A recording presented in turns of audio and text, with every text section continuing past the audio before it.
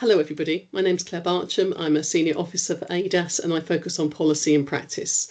I'm joined by Lorraine Curry, who is our Special Advisor on DoLS and LPS, and Lorraine works for West Midlands ADAS in that role. So what Lorraine and I are doing today is just an update for you on LPS and DoLS following the announcement by the Minister that they plan to consult on the code of practice for LPS in the first 6 months of 2026. So I'm going to start with just a quick introduction of how we got here. The fun fact about this is this has been around for my whole professional career. I qualified as a social worker in 1992, and I think the Bournemouth case started within a year or two of that. It involved a key question. For Harry, who was an adult who had moved out of a long stay hospital in Surrey, was it okay that hospital staff could stop him going home to the family that he'd been living with when he became upset? And what was the process, what was the legal process in place to approve of that deprivation of liberty? Fast forward 10 years and the case went as far as the Strasbourg courts, and the courts agreed that Harry had been deprived of his liberty, that there hadn't been a process in place by which he could challenge that deprivation of liberty, and the government agreed that they needed to develop a process in law to allow people who lacked capacity to agree to the setting of their treatment or care to be authorised and approved. That happened via an amendment to the 2007 Mental Health Act, and that introduced the deprivation of liberty safeguards. Now, many people watching this will be familiar with those safeguards. The numbers of cases coming through the system has grown exponentially, particularly since 2014, when the Supreme Court agreed in the case of Cheshire West and others that a deprivation of liberty occurs where somebody is under continuous supervision and control and not free to leave, and where they do not have the capacity themselves to agree to that valid consent. Now, Lorraine, you've been involved in this for a long time. What would you say the pros and cons are of the current system? Why was there a decision to change the system and introduce LPS? I'm a self-confessed fan of DoLS, so I'll declare that at the start. So DoLS were introduced, as you've just highlighted, to solve a problem. There was a gap in the law around the detention of certain people described by Article 5 as being of unsound mind. You know, it's very outdated language, but the question was, what if somebody with dementia or with a learning disability needs to be kept in a hospital? They can't give consent. How can we keep them there? Or in a care home? So the DoLS scheme is quite a complex scheme, but it didn't aim to cover quite as many people as it's now covering. So the original impact assessment for DoLS said that there would be 20,000 people at its height, but that by 2012 it would have dropped to a level playing field of around 7,000 to 8,000 a year. Instead, we have 20,000 in the West Midlands alone. We have 350,000 plus applications a year since Cheshire West. The scheme was never meant for so many people. The original impact assessment is still what the funding is based on. So we've got a huge number of people and we've got a small workforce to try and deliver on that. So although Cheshire West gave us a clear definition and we all kind of knew what the acid test was, then we had a scheme that was no longer fit for those kind of numbers. If we had 7,000 a year, it would work. And why is that? So it's mainly because this scheme is built on two professionals. a mental health assessor, and a best interest assessor. And everyone gets the attention of those two professionals. So no matter how complex the case or how simple and straightforward the case, those two assessors are involved in every case. And they are more precious in the sense of being a something that we have to protect because we only have a certain number of them.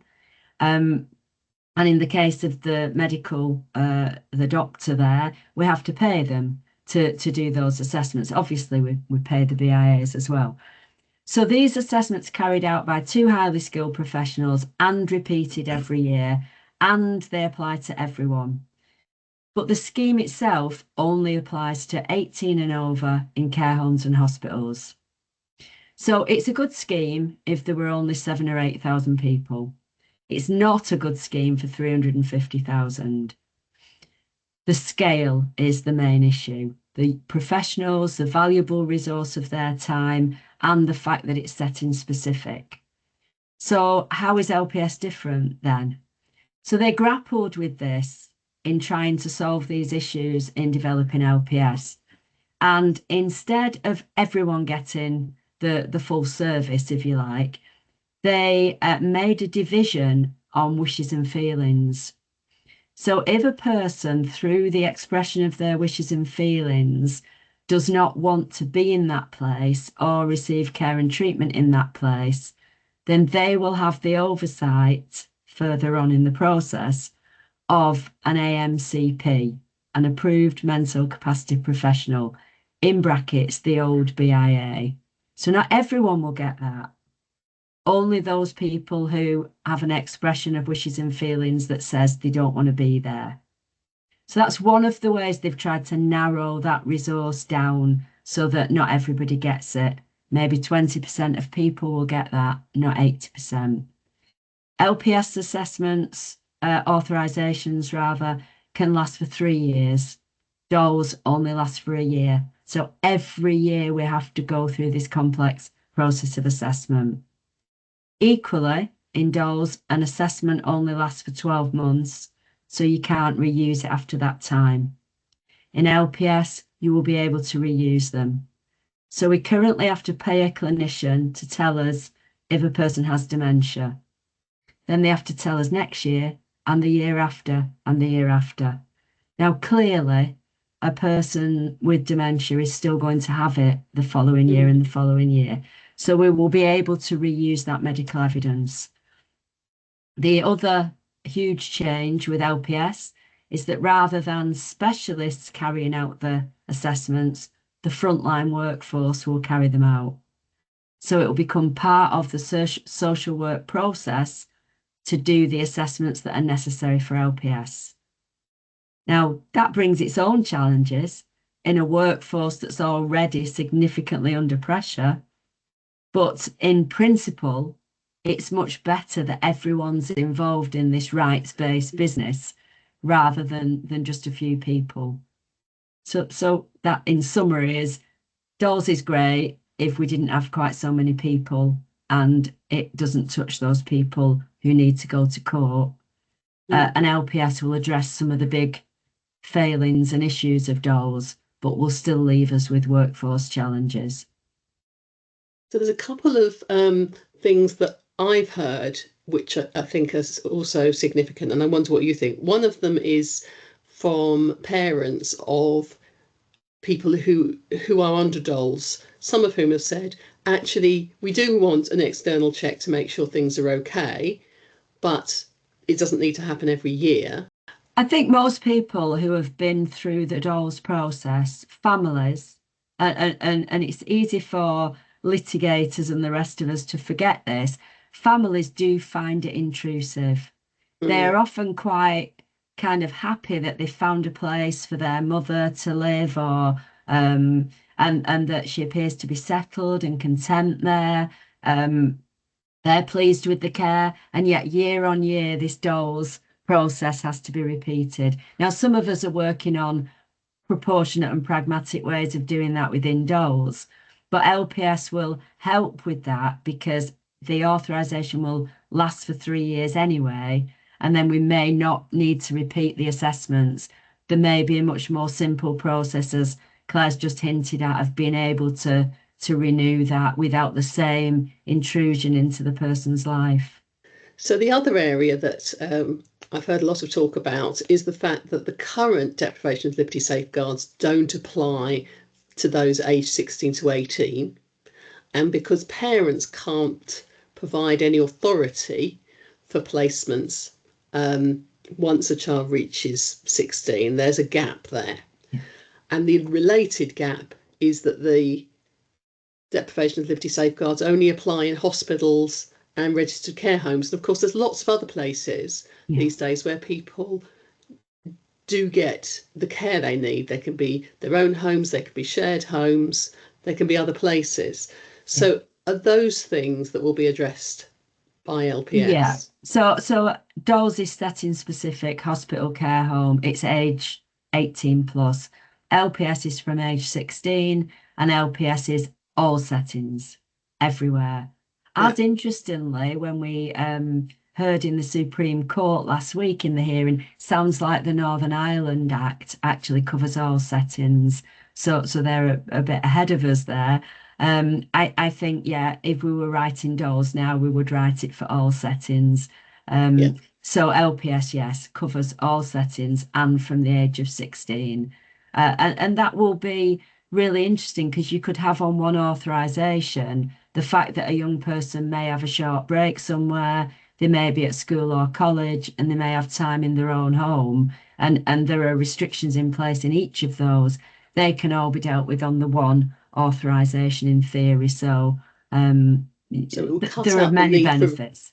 So that it would cut out the need for repeated application. So at the moment, if somebody is in a care home under a DoL and needs to go into hospital and then comes back out again, actually, certainly when they go into the hospital, they would need a new application. Yeah. And LPS won't necessarily solve that, but it potentially might. So if you know about the hospital admission at the time of the authorization, you can put it on. So you can have care home, time at home, stay in hospital. It's those unexpected, the person falls out of bed, breaks the hip, gets admitted to hospital. That would still, we wouldn't have known about that at the time of authorizing. So that would still need a new application. So if it's in the original care plan, potentially it's covered. Yeah. Sounds like a good scheme to me. Now, I know that a lot of people put a lot of effort into the introduction of LPS a few years ago, and it's really difficult to think that this might really happen this time. Lorraine and we've been working quite a lot with the Department of Health and Social Care to help them think through some of the implications of implementation. And we're going to continue to do that.